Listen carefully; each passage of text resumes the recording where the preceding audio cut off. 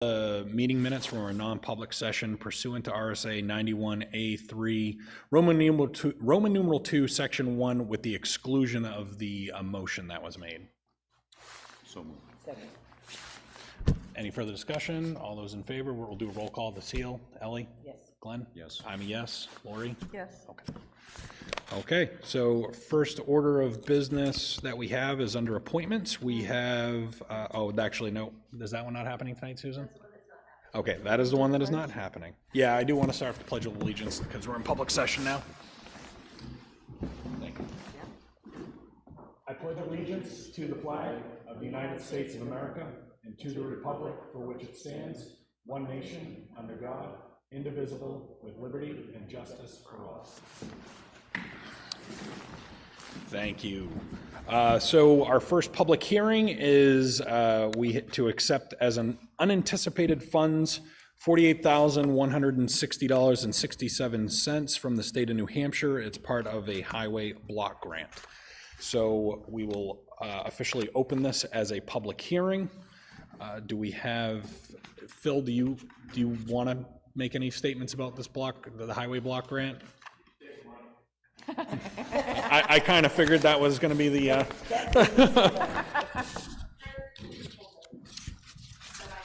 the purple one? Okay. Last year, the state gave us, I believe, $143,000 with some excess fund left over from COVID.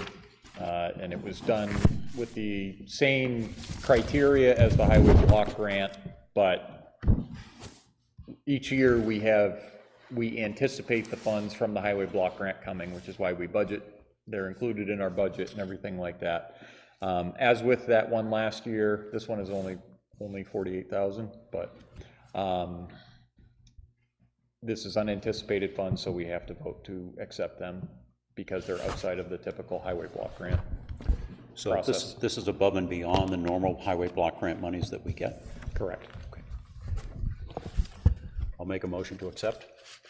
No, we got to open it up. We got to open up public comment first. Public hearing. So at this time, I will open it up if any members of the public wish to speak to specifically the acceptance of this unanticipated highway block grant. Anyone? Anyone? Okay, at this time, I will close the public comment portion of the hearing. Any questions from the board? No. Now we can entertain a motion. I'll make a motion to accept the grant in the amount of $48,160.67 from the state of New Hampshire under the highway block grant program. Any further discussion? All those in favor? Aye. Aye. No opposition. Okay, thank you. That was good. Let's see, our first public comment section. Do we have any members of the public want to speak on any item? Yep, you got to come to the table, just hit the button on the microphone, make sure the light is green, and you just need to state your name and address, and then you can address whatever you'd like. David Shaw. I own property on 41 Door Road, and I'm looking for approval for access of the end of Door Road from the Hunt Road end to cut timber on it, have it removed. And I'm just wondering the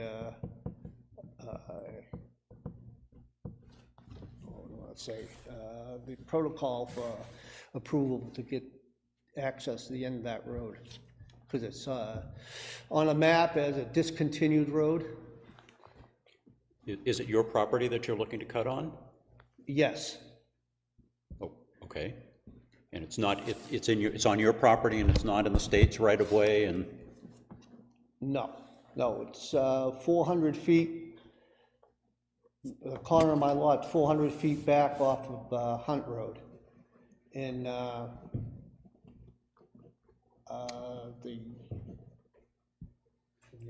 people that live on 34 Hunt, they use the end of Door Road as the entrance to their driveway, and I would have to cross close to 100 feet of their driveway to access my property.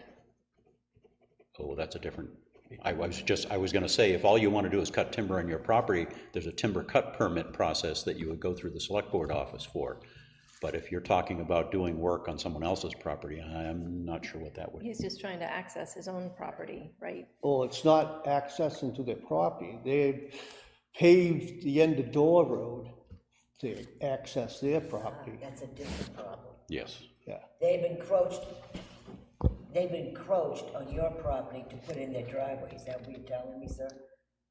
No. No, I think this is Driveway just the end of Door Road that's paved. I think, And so, but it's considered a discontinued road, but yeah, I'm sure the Public Works Director's probably weigh in here. Why? Good, how are you? Good. You don't plow, do you? No, I don't. So that section of Door Road was discontinued a long time ago. However, when a road is discontinued, it reverts to the property owners on either side. Correct. However, they cannot restrict your access to your property if that road was used as the only access to your property. Right. So all you need to do is just approach them, and they can't legally keep you from your property for logging. But unfortunately, because it's a discontinued road, Yes. the town has no, Jurisdiction. yeah, it had reverted to the property owners. But again, legally, you are still allowed to access your property. You have rights to traverse that lane as you always have. Okay. But you still have to fill the timber Yes. cut. Oh, Provisions. yeah. I just wanted to get this settled out before I make sign a contract with the timber. Yep. Yeah. And I just wanted to flatten everything out first. So I approached them and hash it out with them and make sure. Well, it sounds like you really just need to advise them that you're gonna be undertaking that, and you've been advised that state law can't restrict your access to gain that because of the process that it went through to become a discontinued road. Okay. and if for some reason you run into difficulty with those property owners, then that's gonna be an issue between you and them. So it'll be a civil issue. Okay. It won't be a town issue, but, All right. Thank you for your time. thank you. Thank you. Any other additional public comment during public comment number 1? All right, seeing none, I'll close public comment number 1. Committee liaison reports. Ellie? Nope, I don't have anything at this time. Well, but the wage maker committee still working to finalize things, and we'll be meeting again this week. I don't have any updates on, both Museum Committee and Heritage are meeting this week, so there hasn't been a meeting at this point to report on. I've had a couple of conversations with the Recreation Director about another idea of being able to gain some transportation for folks to get to different things, and he has something that he's going to be bringing to the board, but I don't think it isn't fully formulated yet, but just to alert you that he'll be approaching us at some point about that. And I think that's it. Okay, tomorrow night there is public hearings on many land use warrant articles being proposed by the planning board. A lot of it's housekeeping, cleaning up language, but anyone's welcome to attend. So at that public hearing, many of them will be voted on whether or not they move towards the town warrant. So a lot of those land use articles, and then as well as there was some more that the board was still working on that it'll have to go to a different public hearing. But any land use article that goes on the warrant has to have a public hearing first. So tomorrow night is one of the first of those public hearings to address a bunch of the planning article changes. So solid waste and recycling, it's on the agenda for new business, so we'll talk about that then. Social Services Committee, Susan reached out to NHMA at my request to ask about the formality of that, right? Because it's really department heads meeting, and they came back and said it's an internal, it's like a staff meeting, right? So, because it's not open to the public and things like that. Melissa mentioned it briefly at the department head meeting. When things that we're discussing kind of elevate to the point where we think we need town interaction, that's when they're gonna do that. So I had forwarded to you slides she put together on a transportation initiative. So that would be an example from discussions with social services, meaning rec department, human services, and the library, right? Those are the 3 department heads. So she's gonna get on the calendar, the agenda in January to talk about an initiative. So from a social services perspective, we're still calling it a committee, but it's not a public forum, because it's just really department heads trying to figure out the best way to help residents. So that was a really long explanation for that, and I have nothing else. Okay. Any other questions on that? All right. Susan, did you have anything that came up that you knew of? Okay. All right. Under old business, capital improvement plan, worksheet and narrative.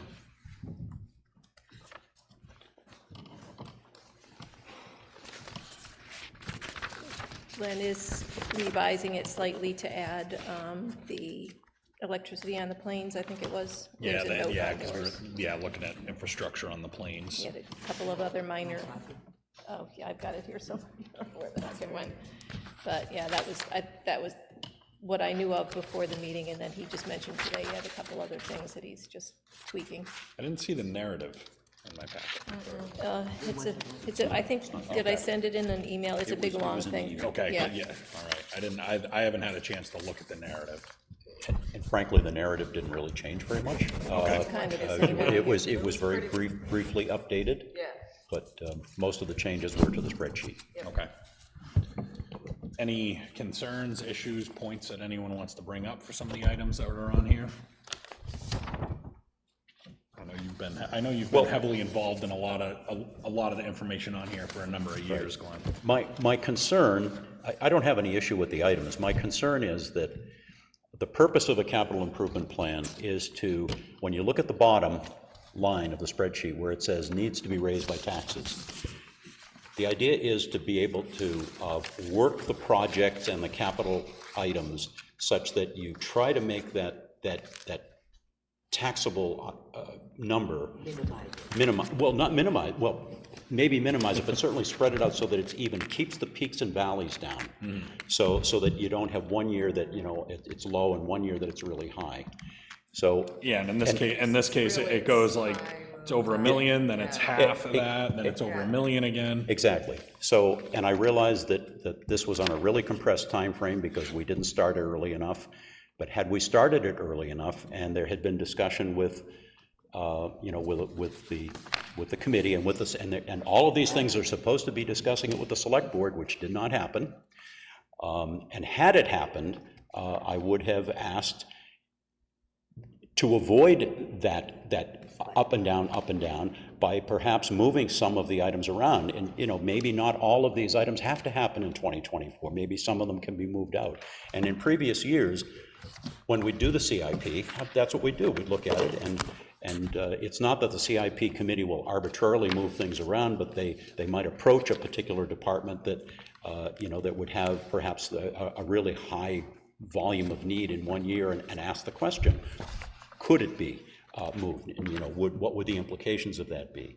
So I guess what I'm saying is that the purpose of the CIP, I don't think in this case is necessarily being met because there were way too many peaks and valleys over the years. And it came in so late, it was essentially useless for the budgeting process. Correct. And we have had no opportunity to discuss some of the items. Right. Now, the But catalyst, there's new things on here that weren't on. and the catalyst for this is the town planner is supposed to prepare this. And then. Yes. Well, the planning board is responsible for doing the CIP. Yes. And they're responsible for establishing the committee. And in this case, the town planner is tasked with being the organizer of it. Yes. So do you think that, did we have kind of was this year's CIP, it was kind of composed, it seemed like more fresh faces that didn't essentially have the Well, there really wasn't. longevity of experience, and I don't think they really, it doesn't seem like they got together really prior to. Well, no. Fell through the They cracks. did not establish a committee of, usually it has a select board member or two, it has a couple of planning board members, it has a budget committee member, it has, if you look at previous ones, you'll see that it has various members, and that committee would meet 2, 3, maybe 4 times to go through the reviews, to go through the submittals that each department made, and to look at the spreadsheet and come up with questions and go back to the departments, and if there were questions, bring them in for discussion. And I'm going to say something, and I could be very wrong, but it seems to me that this year none of that happened. Because I mean, even sitting in the planning board meetings, I don't recall barely any discussion about CIP. No. And during planning board meetings, they should have been starting that discussion in the summertime. Requests for information to the departments should have gone out in August, with returns back in September, and meetings by the CIP committee happening in September, and by the end of September, the goal is to have the spreadsheet done, the CIP done, and planning board adopts it and presents it to the select board and the budget committee, which is supposed to help those 2 organizations through the budgeting process. It was when Melissa was talking about the 3-season room, and I said, oh, you really need to get that on the capital improvement plan, and then we all went, oops, really? We're like, where is the capital improvement plan? Yeah, what happened to it, and this didn't work. So for whatever reason, Right.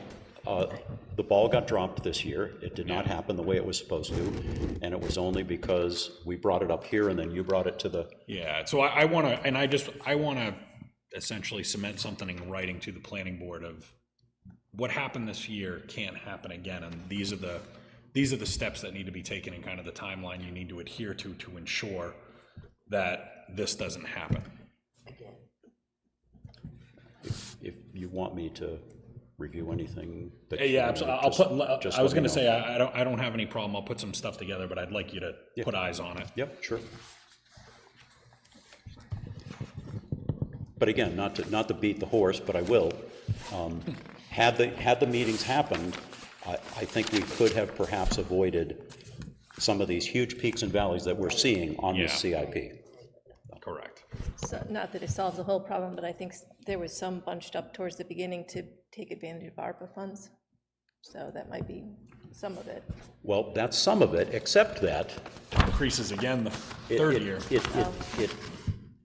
Yeah, the 3rd year has another bump back up again, over It's- $1 million. the number for 2024 is still twice what 2025 is, and if some of that is ARPA money in 2024, well, It's not, It's not right. but it's also not being reflected to be paid by grant either in 2024. that's right, it's not, Right. and if you look for the 4th line up from the bottom, it would be subtracting any grants, which would be ARPA money, and it's zero, And 0. Correct. Right.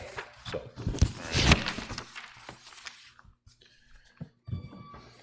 All right. So, any other old business before we move on to new business? One question, have we gotten any final feedback on the review by council of the solar option for revision? No, I sent it off, but I haven't heard anything back. They should have gotten it. I mean, I realize we did it right around Thanksgiving, but I mean, we're now It took a while, now yeah. past that. We should have I a didn't get it back until response. after Thanksgiving from revision, so, but I you did send Yeah, it We got it back from revision, Just after Thanksgiving. after right. Thanksgiving. Yeah. and it was provided to council last. Yep. As soon as I got Been it. about a week. Been about Yeah. a week. It's only been a and week. half. Okay, so we don't have it back yet. Correct. Okay. Well, yeah, we're waiting on a few different items for response for council because we have a few things that we need answers back. All right. Under new business, we have the revised welfare guidelines that we received via email. I had read through all these changes that had been made that Marissa had worked on. I didn't see any issues. She did a tremendous amount of work on those. Yeah, I had submitted some questions to her, and she replied back. My question, one of my biggest questions was, is there a limit on how many times you can ask for rent assistance or whatever? And she said there's no limit, and so. It's one of the states, wonderful That's unfunded one of the mandates. state ones, right? Unfunded. Right, and unfunded, right, so, and then I just had other kind of administrative questions for her, but I think that was and there was a section that appeared to be missing.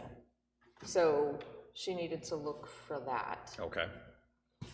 So was she looking for approval on those, or if she's gonna provide you some additional information on Was that that a one final section? copy that she sent? Yeah, I don't know, you? I'll follow up with her and see, because she was gonna provide that section. She was gonna look at home to see what happened, Okay. maybe in the translation from a PDF to Word or something, I'm not sure. Yeah, because we were looking for it to be pretty comprehensive, but Yeah, we didn't it's want very to get comprehensive. in the habit of having to reapprove this every Right, 4 right, months. so, I'll follow up with her and see. Okay. So we had discussed taking a look at the elderly exemption guidelines. There's some concerns that our elderly exemption tax credits had not necessarily kept up over the years, and we at least wanted to bring it up and see where we're at in comparison to the community, and see if we needed to look at making any changes and provisions within that. How does, with, if this gets changed, does there need to be any, does that have to go to town vote to make it? Yes. Yeah, because that's what I was thinking, but, I mean, I would say by the data that we have here, I'd say that ours is low. It's low. It is.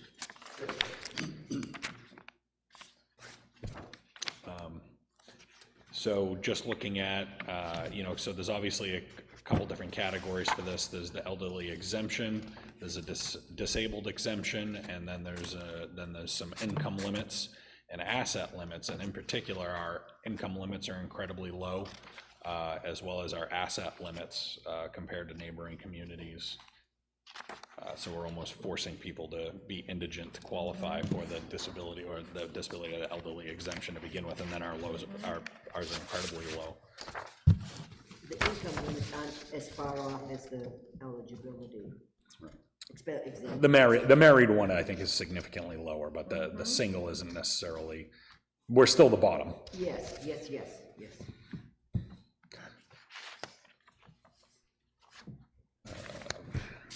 So I think it's worthy to put to the voters as a I get it as certain things are increasing that are out of our control, and even the default budget is looking significant moving forward, but, the last thing we want to be doing is not providing some type of relief for people who have lived in our community for a long time and want to continue to live in the community, and not having them feel forced out because we don't even offer any pathway to give them some relief. So I definitely think we should come up, I don't think we're going to come up with those numbers tonight, but we have plenty of time to enter this as a warrant article. But I think based off of what I'm seeing here, I think we should do a little studying to absolutely come up with some changes to these provisions, because it's incredibly low compared to neighboring communities. We live in the most expensive county in the state of New Hampshire, and it being anywhere near the proximity of the seacoast, especially with the median cost of a home now in this area, I think these need to increase significantly. Is anyone willing to kind of take charge on this, to work with coming up some numbers they feel appropriate? I just don't want to leave it in the wind and say everyone come back with numbers. I'd rather have somebody focused on working on this. I'll take a try at it.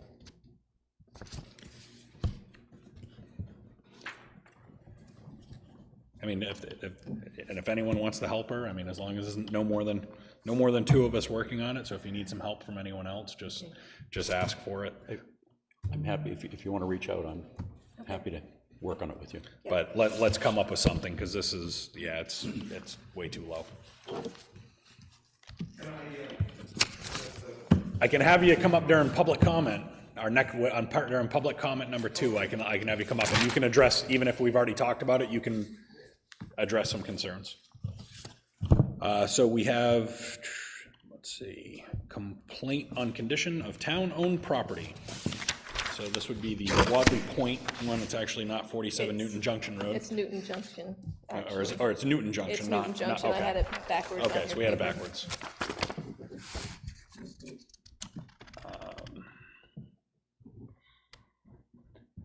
I have personally not looked at this property. Is anyone else familiar with it? But It's run down. It was taken for, as a tax deed in 2022, I believe, and Tammy received a complaint from a neighbor that it was run down and there's an abandoned vehicle there. So the question is whether you get it cleaned up or Who owns it? the town. Town of Kingston. The town does, and there's a building on it. Yeah, we took it as a tax lien. Is the building worth anything, or should it be a fire department practice?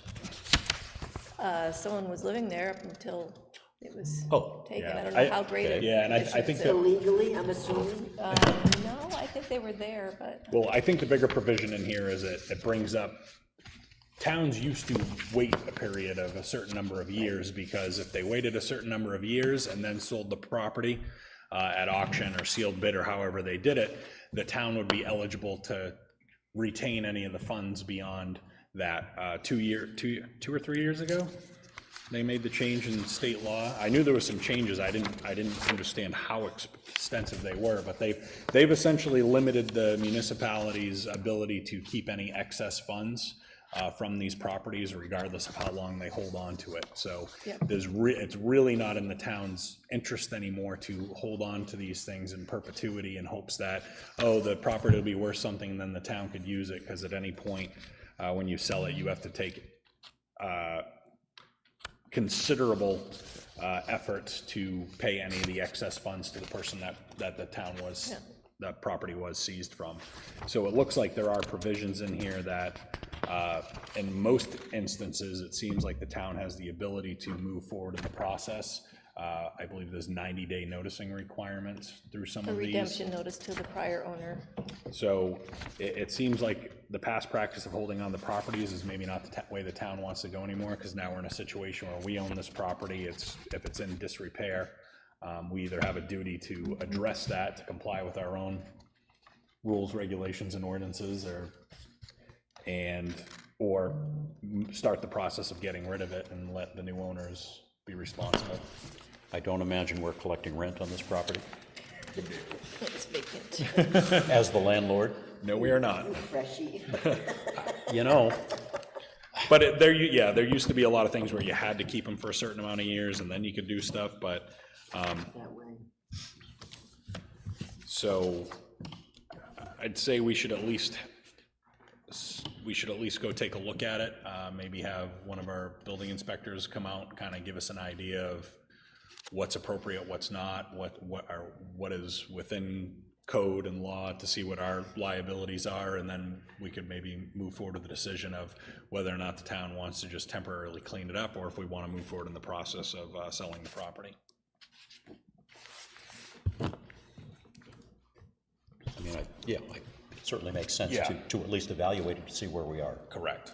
So could you let everyone in the building, we either need, I know Kyle said He's gone for 2 weeks, yeah, oh yeah, basically, he's right gone now. out, he went out somewhere out in the Midwest. So can you see if Mike Dorman would See be if he'll take a available? look at it? Yeah, to come out, take a look, and if he wants one of us to go out there with him, just so we can say that we've had eyes on it, and just reach out to see who's available when he is, and we can make provisions to go out there, and then we can start taking whatever necessary steps to either fix or liquidate.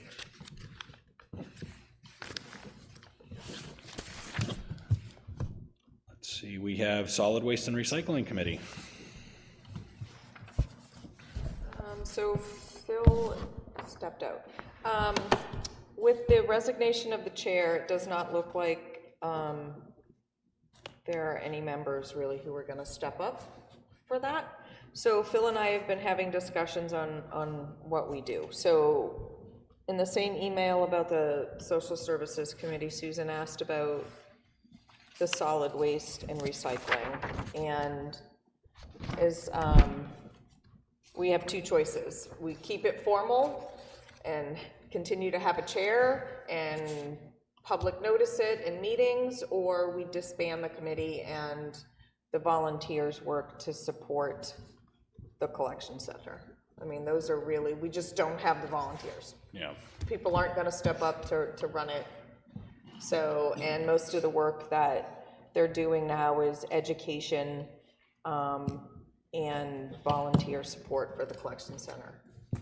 So that's most of the work. So if we had to go to the point of dissolving, I would still want whoever is spearheading any meetings to like notify the public. I mean, it's a shame that people don't want to be involved in this. Everyone complains about taxes. This is probably the largest portion of our tax bill for the town portion. Solid waste and recycling, probably what, 15% of our entire tax portion of the town? So it's over $1 million. I mean, so when people talk about being involved, like, this is an important one. And the last contract that we got put in, I think I heard it best, we got the best bad deal we could have, I think was the result of that. So, but if nobody is willing to do it, we can't force people Nope. to do it. People are willing to, several of us just went through solid waste operator training, so we're qualified to run it. From The collection center. okay. Phil still has a DPW guy there. He has to open up and put the signs out and stuff, but it's essentially me and Mark and Chuck that are doing that, right? Go ahead. So if the committee is not going to meet, Yeah, then obviously meetings don't have to be Right. noticed and so forth. right. I mean, there can be a notice on the, Yeah, I would, yeah, I don't- website that- yeah, that not the- officially, but I would don't like want to to say, dissolve the hey, committee, if but anyone maybe wants to show it's up. it's become inactive. Yeah. For the present time. But if they're gonna meet sometimes, then of course they still have to, Well, meet that's all the whole thing. We don't, if we don't dissolve it and we still meet, then we have to You don't have to, notice it and we have to, you don't have to dissolve it, though, you can just go inactive, I would think. but then if we have a meeting, You gotta Oh, make public then you've notice. gotta notice it, yep. so I think the whole point in all of that is to make it less formal at this point, because there's 3, maybe 4 volunteers, and we're supporting the collection center and doing educational things that just coming up with articles that are posted on the website. That's about the gist of the activity that's occurring. Well, wouldn't that just come under the auspices of the Public Works Department? That's what we're trying to do, exactly, is move it under Public Works, and it's just a direct support. The budget item that we had that would, for the select board, that $2,000 be moved to the Public Works for signage and whatnot, and it just is under there. Because if it's dissolved, I mean, it's no sense having the select board, it's a non-committee. I mean, at that point, it's a non-committee. Now, and I guess is the reason that there isn't, obviously, one of the greater needs is because we're at the beginning of a multi-year contract on this, so I would assume there would probably need to be something more formal once we get back to the point where they're looking at negotiating a new contract, or, We're 3 years away. yeah.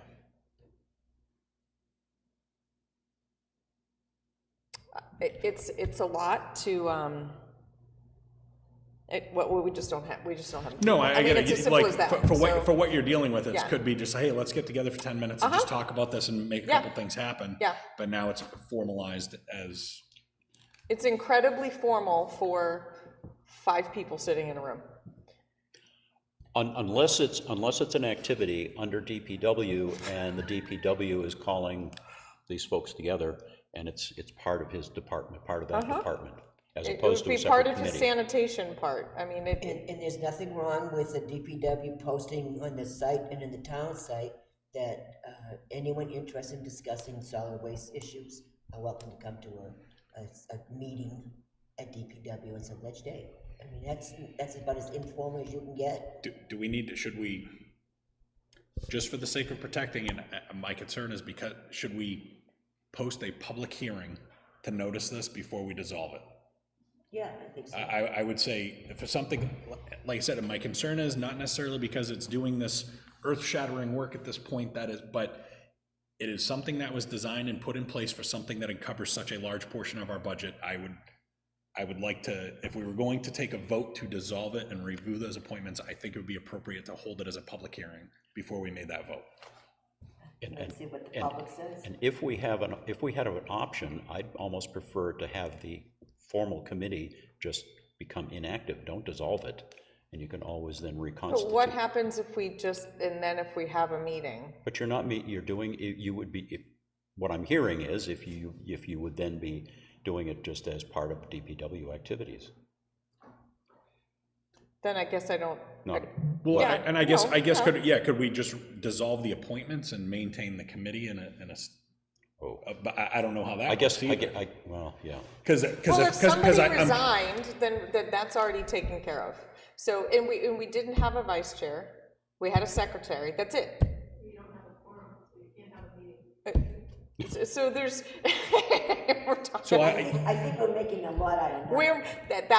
That's why we want to dissolve it and just move it under DPW, because it was, when it started, there were a lot more people, and it made sense, and now there's not. All right, well then, if And the scope of it really changed. Right, It's yeah. really supporting the collection center at this point. so I have no problem dissolving it, but I think a committee that was established to involve such a large part of the Yeah. budget, I would want it done at a public hearing. So in case anyone wanted to come up and voice opposition to it, they should have the opportunity to say that before we dissolve a committee that encompasses 15% of the town's budget. Okay. and I prefer not to dissolve it, but if we are, then I agree that it should be done after a public hearing. Okay, so let's notice this for a public hearing.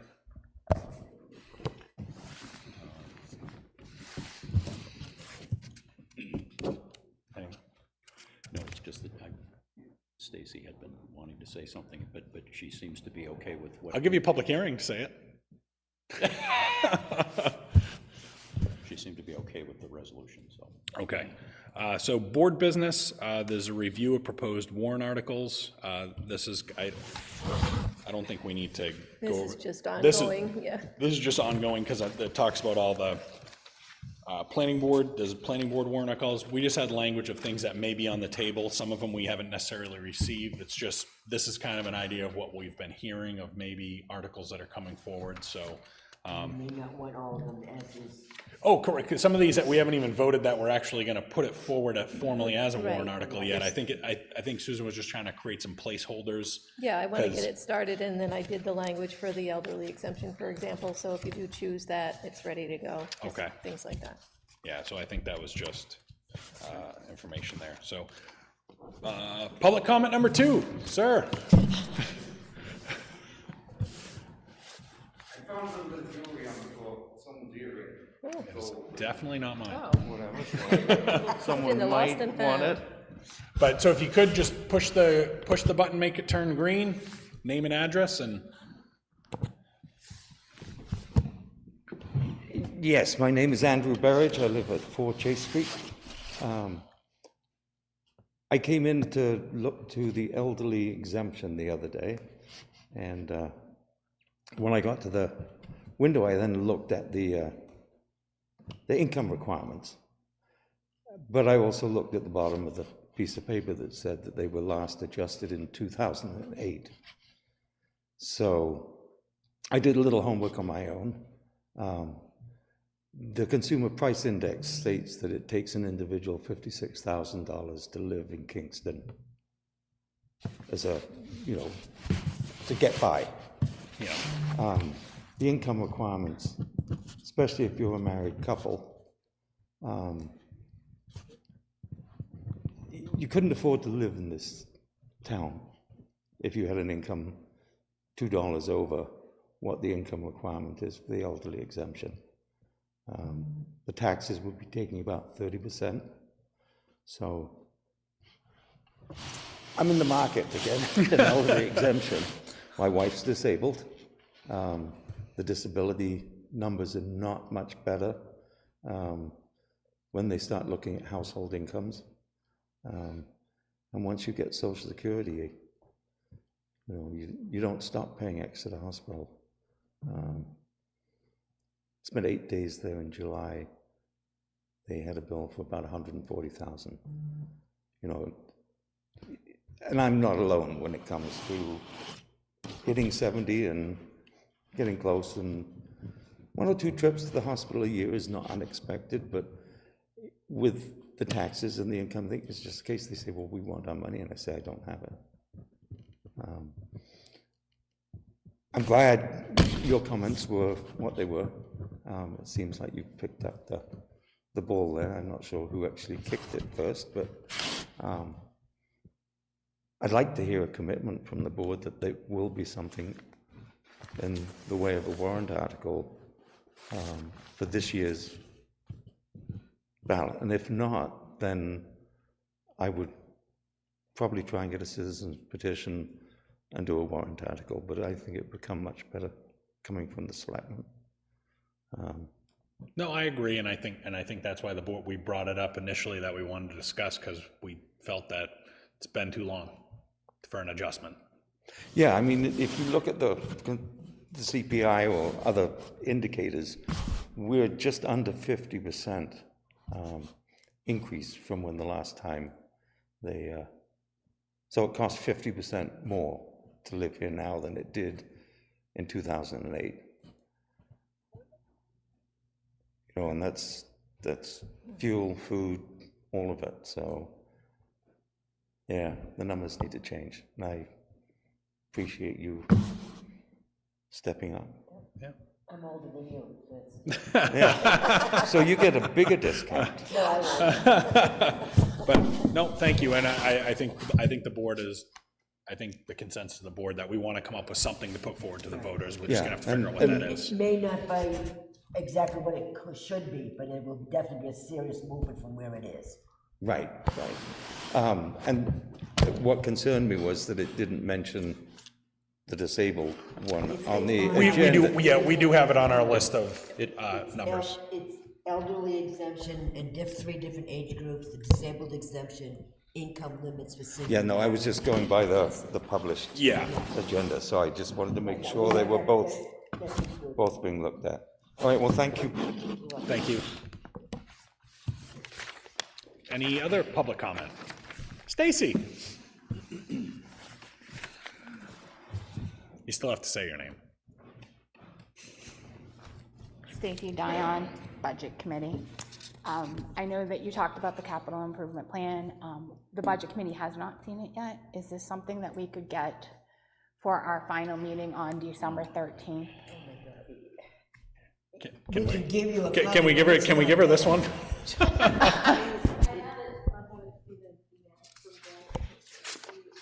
Not this, Glenn.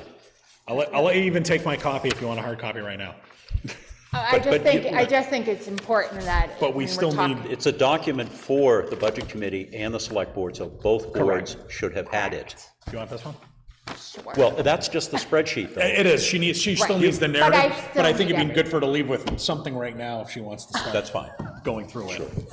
But we need the complete document too. It's so useless. Yes. Well, it is, and clearly, it was, the ball was dropped this year, so, anyway. Thank you. I just wanted to make sure that we So got Susan, this. you can forward Glenn Greenwood's, so you'll have the document with the spreadsheet and the text, which, you've got the important piece. The important. Yes. Thank you. I just wanted to make sure since our final, going through the budget on December 13th, so. And it's important, and I'm saying this not for us here necessarily, but for anyone who might be listening, that the capital improvement plan is merely a planning tool. It has no teeth to allocate money. It doesn't raise taxes. It doesn't. All it is a tool for the Budget Committee and the Select Board to use in looking at the budget for the coming year. Yeah. That's all. Yeah, which. And to give the town an idea of where where the town anticipates having to make capital improvements. Yep, no, I just want to make sure that we are, since we will be talking about other items, I'm sure that will be part of this as warrant articles, that the budget committee should have some information on it before we take a look at it. And we apologize, you should have had this document and completed document a long time ago. Yeah, no problem. I just want to make sure we get it. Thank you. Oh, and then one other thing. Okay.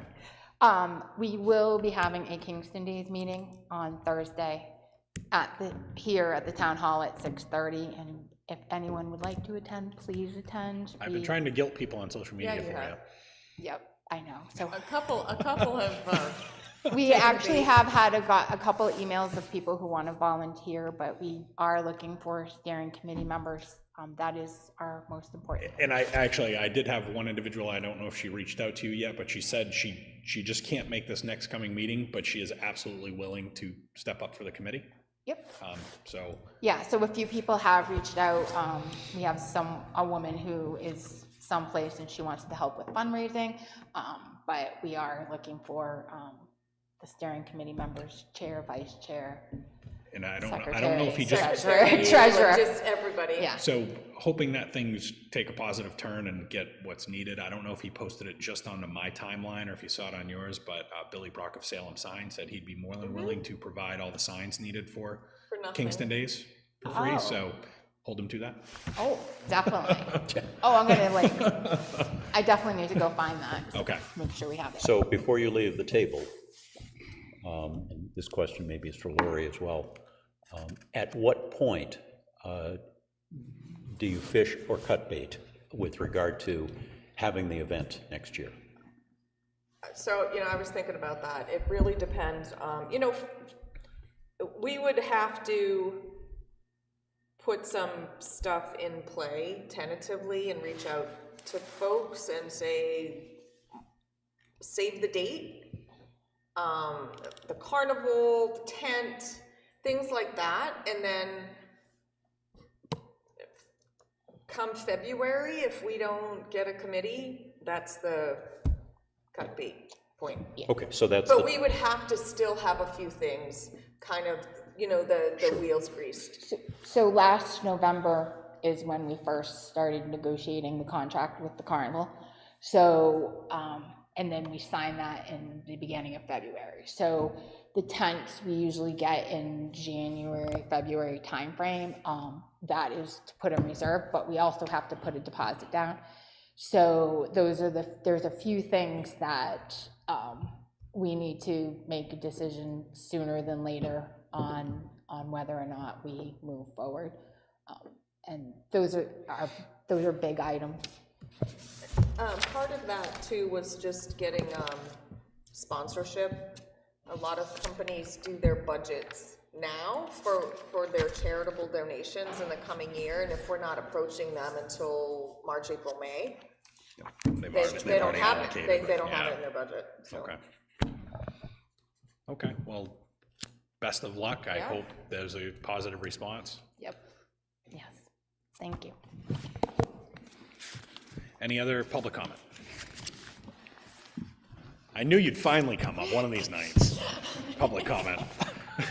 I like your new lights. The LED. Oh, yes. they're beautiful. The LED lights are fantastic. And they'll save the town some money, so well spent. Thank you.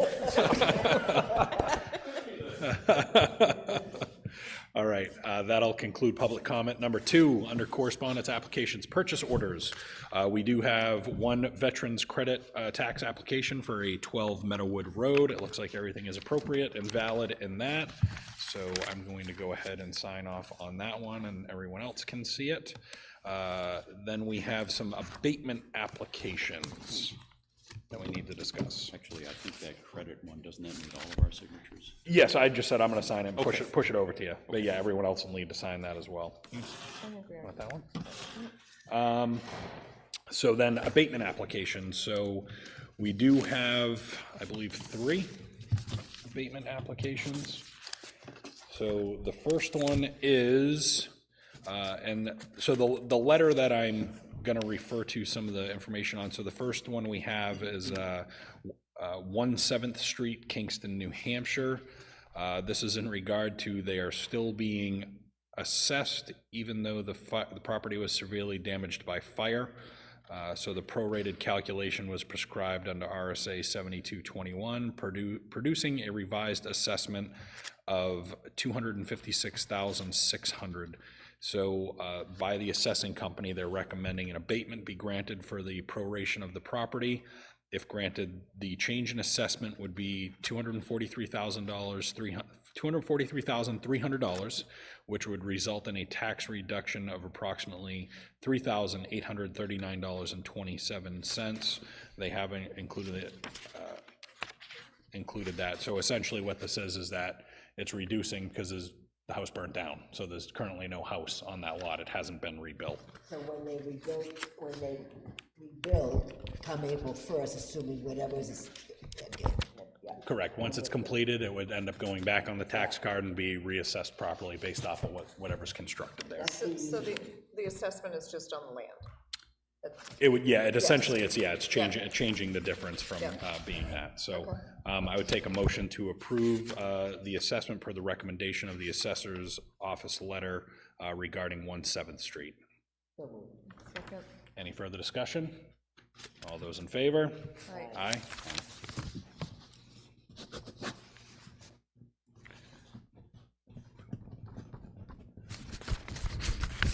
Just be moving these this way.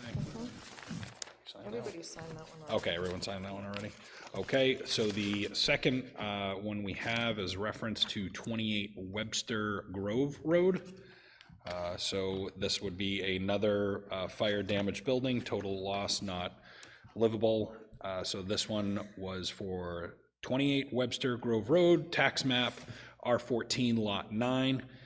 And this would, it is recommended that the abatement be granted for the proration of the property. If granted, the change in assessment would be $175,400, which would result in a tax reduction of approximately $2,767.81. So I would take a motion to approve that one. I'll move the granting of that exemption. Upset that abatement. Abatement. Sorry. Second. Okay, any further discussion? All those in favor? Aye. Any opposed? Okay, so we will sign that one.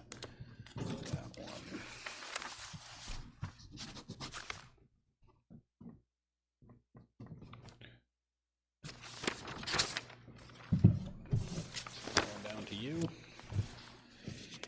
Okay, the last one that we have is 64 North Road, map R31, lot number 7. This one seems,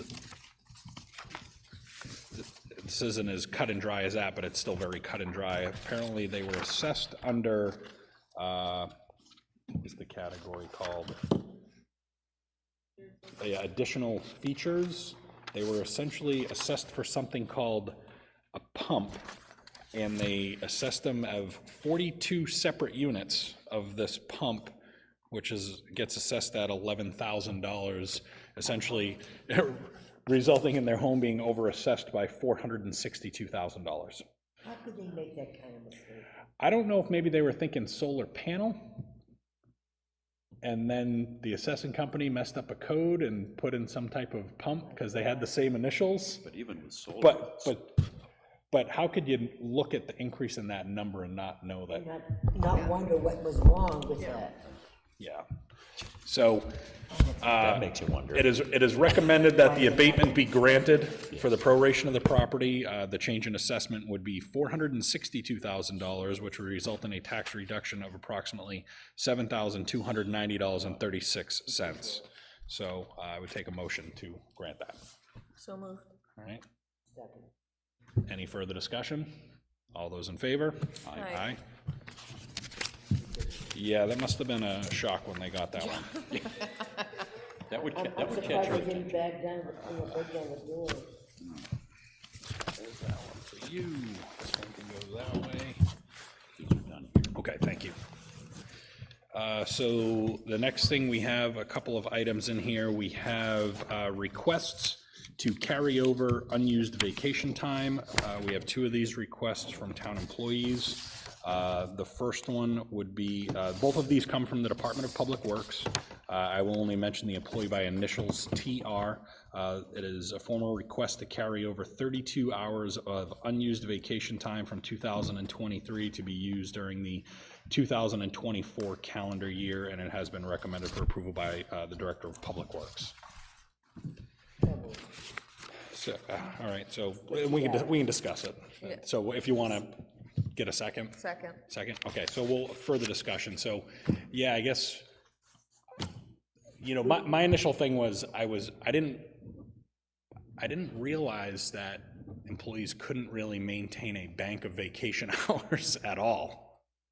I understand the financial liabilities with something like that, but I was surprised that there's, even having some type of number, like whether it be 40 or 80 hours that you could have accumulated at any time to carry over, I was actually pretty surprised that that doesn't exist. And I know in order to have that unfunded liability, or essentially you have to account and fund for those type of liabilities. But they shouldn't go on ad infinitum. We did do this last year or the year before, and we had a timeline that they had to use it by, because it exposes the town to liabilities when and if that employee should leave. And so you don't want it just accumulating forever, because we're not set up to do that. So I think we did it, must be used within the first quarter. Yeah. And I think just you have to be cautious with that, especially with this particular department, because if this is somebody who is subjected to plowing restrictions, they can't take time off during several marked months of the year. Right, that makes it different. I mean, but they're only asking that then they're indicating it'll be used during calendar year 2024. I mean, who am I to say you have to take your vacation in the first 5 months of the calendar year versus the last 3 months? Do that with the highway department. Yeah. at this point, So I feel comfortable doing this. I'd actually like to see the town come up with some number that you can carry over at any given time, and whether or not they have to fund for that in the future. I know that's not a decision to be made right now, but I think it's something the town should be looking at. Absolutely. So unless we have any further discussion, I'll move the vote. All those in favor? Aye. Any opposed? Any abstentions? Okay. Is there a place for me to sign? No, that's another one. Oh, wait a minute, is this a, That's a different one. There's 3 of them. oh, okay, I was wondering, I'm like flipping pages here. Okay, so the second one, same department, a carryover vacation time, the initials JC, and it's a request for 22.5 hours to be used during the 2024 calendar year. Second. Any further discussion? All those in favor? Aye. Any opposed? Any abstentions? All right, so we do have a third one. The third one, it's going to be the initials LP, and this formal request to carry over 16 hours of unused vacation time from 2023 to be used during the calendar year, with 8 hours already planned to be used starting January 2nd. So half of that will be used right at the beginning of the year. Second. Any further discussion? All those in favor? Aye. Any opposed? Any abstentions? Okay, so all those carried. And there's just nowhere to sign for it, so. We have a request for disbursement under ARPA grant funding. This is part of the, This is not the PFAS. no, this is not the PFAS. Lakes Association. So this is just a continuation of that total. There was a total project cost of just under 100,000. The billing for this period is only $757. Yep. So at this point, we're just looking to get a disbursement of $757. So that's the only thing billable for now. So take a motion to request to approve the disbursement of that funds. So moved. Second.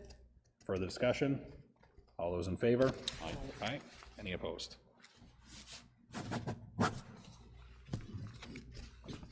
Thank you for writing out my name so it's legible. Because the signature is not. No, it is not. No, that's right. Oh, this way. So if any of those still need to be signed, and then we can, I don't, there may not be any, yeah, it may just, I think I was the only one that had to sign that last one. So actually, if you want to put that in there, you hand that right down to Susan. Okay. Oh, and this can go in there as well. That was just the block grant approval. So under purchase orders, we do have one. This is Viking Controls. This is the one-year contract for 148 Main Street.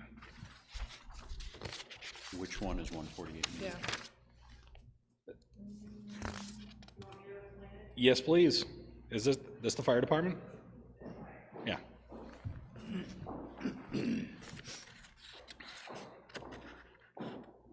So we have two for the one's Reinhold Security, one's Viking Controls. Yep, so Viking is the company that put in their air conditioning heating unit system, and so they want to do a one-year contract because it's the first year of having this, so, and then going forward, they'll go with whoever else we use for doing that stuff, but they wanted to stay with them for 1 year in case anything happens.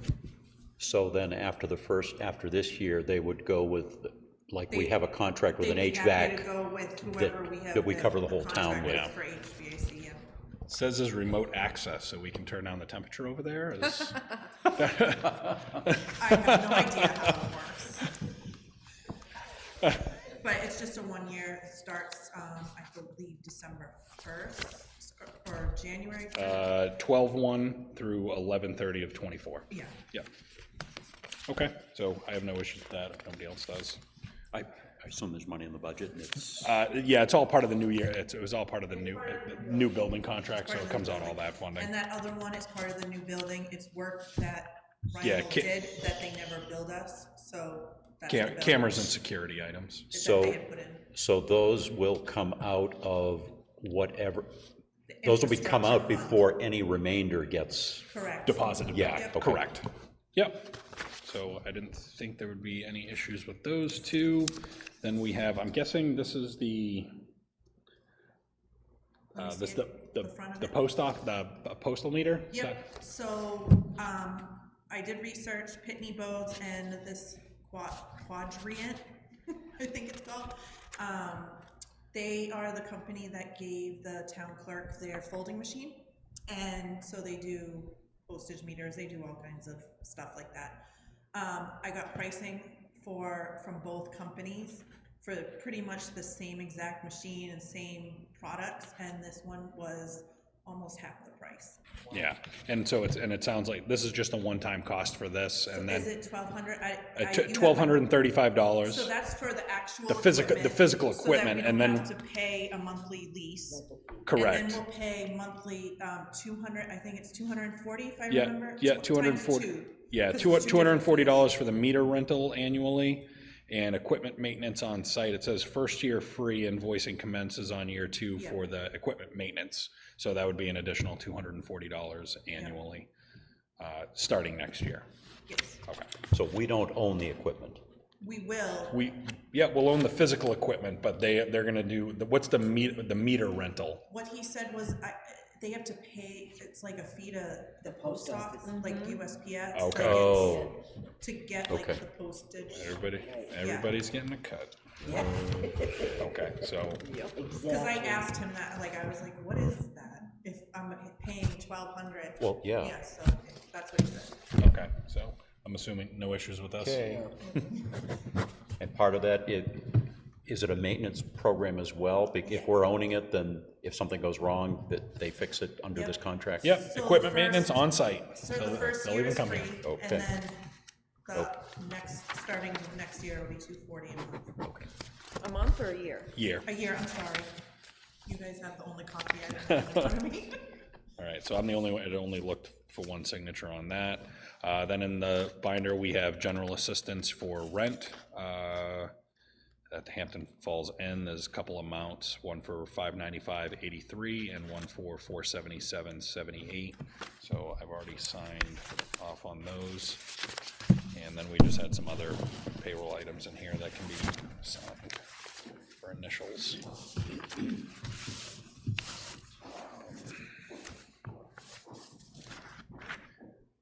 We have.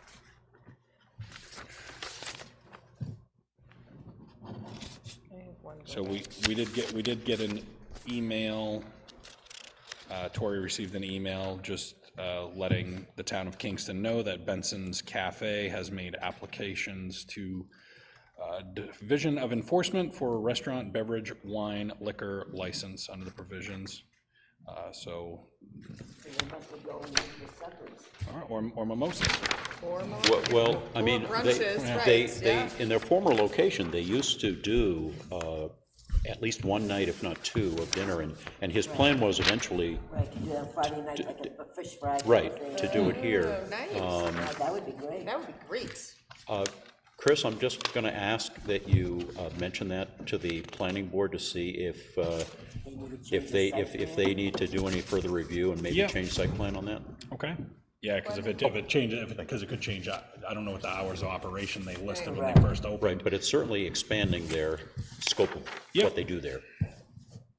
And if it means that they might be open at night for Yeah, Other activities. bar service, Right. you know, yeah, I think, Oh, no, okay. it's expanding the use of that site. So we already did that one. Then we have this lovely property example in here. It's an amazing house. It really Somebody would is. be lucky to live there. Pretty great house. So Nice the, windows in the back. so you want to touch on how this came up, Susan? Yeah, we've had a lot of requests, but one from a local realtor who was upset that she can no longer find the Avatar property cards on our website. We used to maintain them, which is a lot of work to update them, like, constantly. And now that we have the mapping GIS online, it's got its own property card. So rather than pay $2,760 or whatever for the year to Every year. have it on the kiosk, which is the public-facing part of Avatar, we're on the kiosk, but it's only basic ownership information. If a person goes on there and wants to get the Avatar property card, they have to have their own subscription, and that would be $150 per town. So at the time it came up, we thought having the other type property card and plus all our property files are online, that was sufficient. And we didn't have to pay the other $2,700 out of our budget.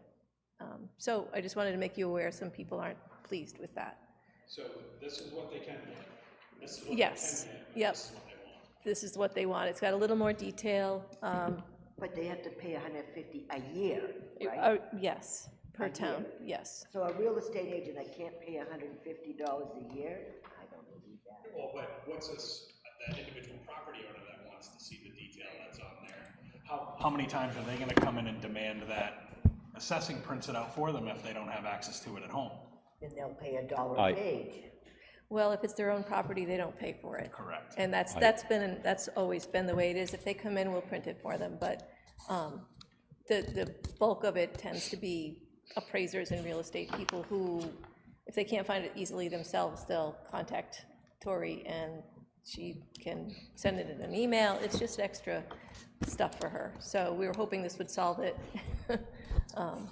I went online looking for mine, and when I couldn't find the whole thing, I went and talked to Tori and got the information, but, yeah, I can say as a homeowner, and especially when I was just dealing with some stuff recently, like, this would be useless to me.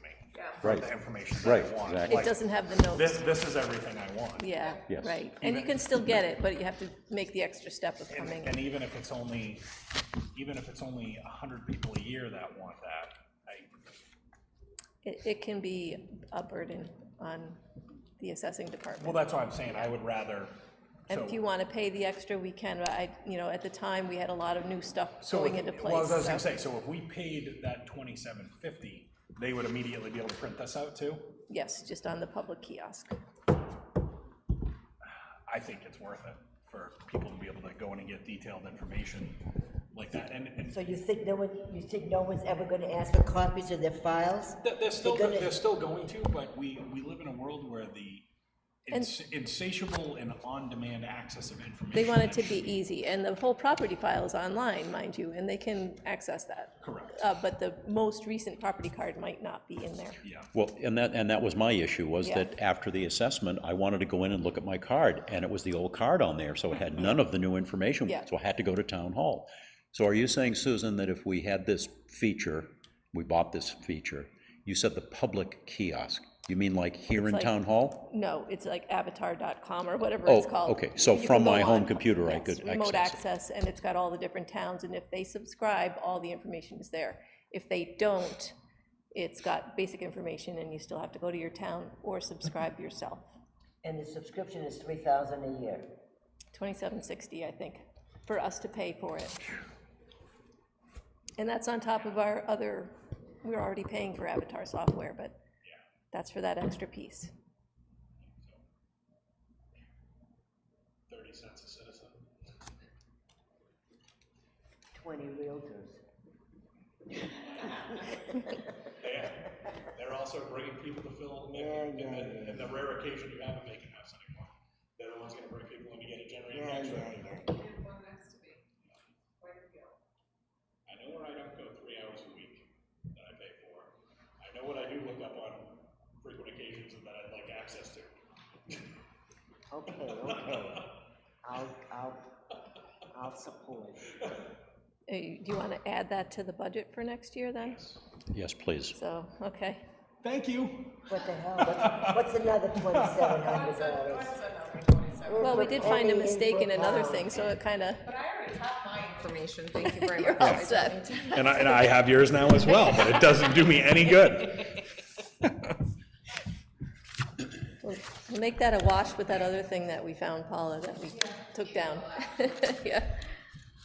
So we do have some information in our packet because we did have some discussions about putting together information for a town administrator position. I know Glenn had sourced some great information showing some comparisons of different towns and, you know, rates that are out there. And he did source one good, see, somebody banging on something because I wasn't using a mic? No.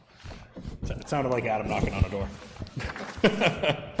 Okay, and then we did get one description. I have spoken with a couple of municipalities. You know, I've spoken with some department heads that work in the town with the town administrator. I've also spoken with a couple town administrators in towns of similar size. I had an appointment with one today that I took the opportunity to go sit down with them. I sat down with the town administrator of Brentwood, which is right next door, and like I said, population sizes, same concerns of a community, 125 access, like seem to be similar structures of those types of things. And I know Lori definitely had some concerns about if we move too fast of a position, not knowing town organizational charts. I know there is some apprehensions because some people don't understand where a town administrator falls in. Statutorily, there are very different things between a town manager and a town administrator. So some confusion, everyone's like, well, so does that, they report to the town administrator? And all the cases that I've seen of a town administrator, and especially smaller communities, a town administrator isn't necessarily, is not the point that other department heads report to. There are other department heads, but so, based off the information that I've seen in a community as ours, you would have the fire department, the police department, Department of Public Works, the town clerk, because she's an elected, you can never try and absorb that under and not have her as a level playing field department head. But in like a situation like ours where we have some smaller divisions, you would have a town administrator that I would envision in our circumstance would, you know, kind of be the department head for finance, human services, building and assessing, and those types of things. Based off of what I've seen other communities doing. But I still think I think each individual department needs to have some type of organizational chart saying like, hey, you know, we obviously know who the department heads are because we interact with them, but I don't think everyone clearly understands kind of the flow that it goes from those different divisions, and how it works through them. And I sat down with Lori a little bit. I didn't have time to make a pretty chart yet, but I'm working on it. Okay. For this building. Because I think that'd be important to know, and I guess I would say if we just, and I know we're gonna have another non-public to discuss some other things related to this, but personnel directly, some concerns that came up.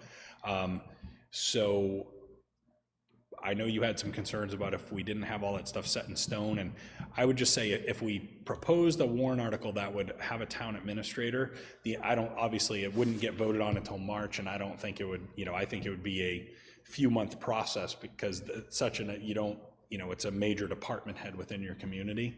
I don't think it would be filled so quickly that these things couldn't get ironed out prior to them. And I know there was some concerns of essentially say, oh, we're putting a warrant article with the understanding it's going to fail. It's not that we put it out with the intention to fail. It's just, I recognize this could be a difficult year for anything new on the ballot. I just have to anticipate there's a possibility anything we put on there could fail up into including our proposed budget. I have that concern that there's going to be a lot of emotional voting. A lot of folks may not care what we have to say or why we did or propose certain things. They're just going to say no to everything, and that's a real concern for this year. But and like I said, I want to. After March, I'm not sitting at this table. That doesn't mean things don't affect me because I'm a town resident and I obviously care about what's going on around here. If we get to the point where the board says no, they want to take a different avenue or they don't want to pursue this year, I'm fine with that because ultimately I'm not going to be I don't want to force something upon the other members of this board that are going to potentially sitting at this table for you to essentially deal with as I ride off into the sunset. So however we want to, let's continue, let's continue gathering some information. We're going to have that other non-public that's related to this, and why don't we continue the discussion there? Okay, I think that's appropriate, yeah. Unless, because I know, Laura, you had spoken with me, and I know you had some specific thoughts, and Chris has alluded to it, and I mean, I think if you wanted those thoughts to be public, we should do that. Yeah, I just, I feel like we need to be very deliberate in whatever we're doing, right? And March is not that far away, and I think having more structure in place or a plan to get to a town administrator would be prudent, because it disrupts the way that we currently do business, and if we are not deliberate in how we institute that, I think there could be, some pushback. Not to say that we couldn't have that in place by March. I just feel like we really need to have a plan in place first, and how we'll transition to that and how it interacts with the other department heads. So that was mostly my point. Yeah, and I don't disagree with that, and I think that, I mean, there's merit to having something in place before it goes before the voters, because we'll be better able to answer questions that we're asked about, well, what does this mean, and how will it affect how the town runs? And if we haven't thought that out and had a little bit of planning ahead of time, we won't have as good a response, I think, to questions that get asked.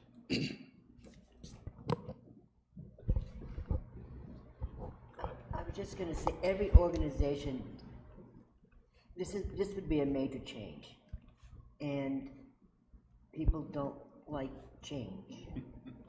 So I would be really concerned about going forward for March, because we really need to prepare for January when we start having hearings, and we're not there. So I don't see it right away. Right. I mean, it's funny to me because I'm generally not a very strategic person and thinking about planning. That's just not me, right? I'm like, you tell me what to do and I can do it, right? But so for me to even think about, let's develop a plan, right? And just be very deliberate about it is kind of, antithetical to how I normally, yes, let's do it. Let's just, do it. And that's, we can't do that here. From the wage study and looking at the town hall, there are so many irregularities, not in a negative way, Right. But so many towns do so many things so differently, it was hard to develop a matrix in a short period of time. Right. So those same issues will come into play no matter how we structure the town hall. And we do need to find that structure to give it some continuity.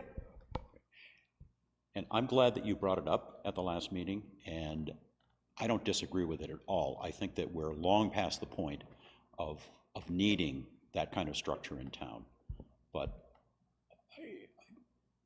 I also think that it does need a little bit of structure and planning before we actually put it on the ballot.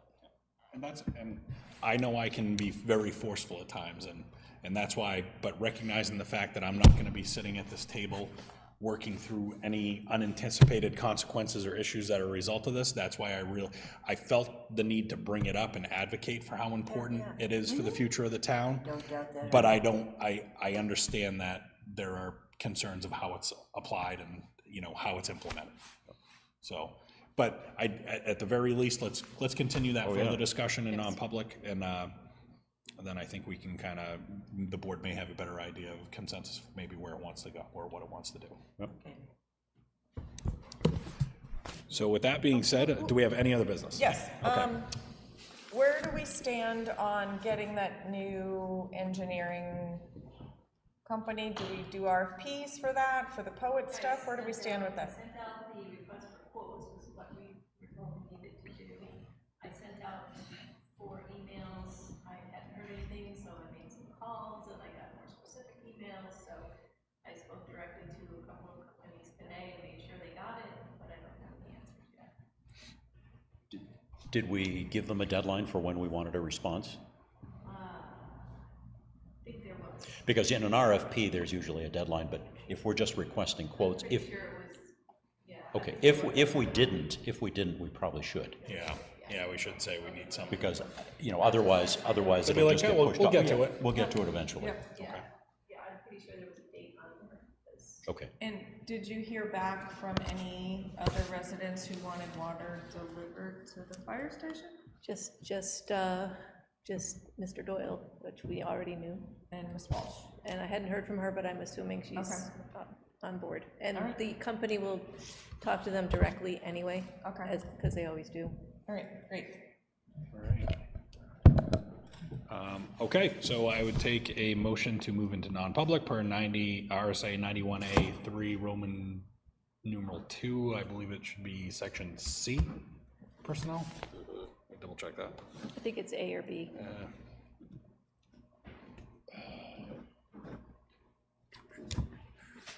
Sorry, I just want to make sure. Got my wrong. Oh, you're my wrong looking, Yeah, I'm looking it up. C. I was right. we should keep that in the book, right there. But, so, Motion second, yeah. oh, did someone? Need a second? Second. Okay, second. Roll call vote. Ellie? Yes. Glenn? Yes. I'm a yes. Yes. Yes. Okay, we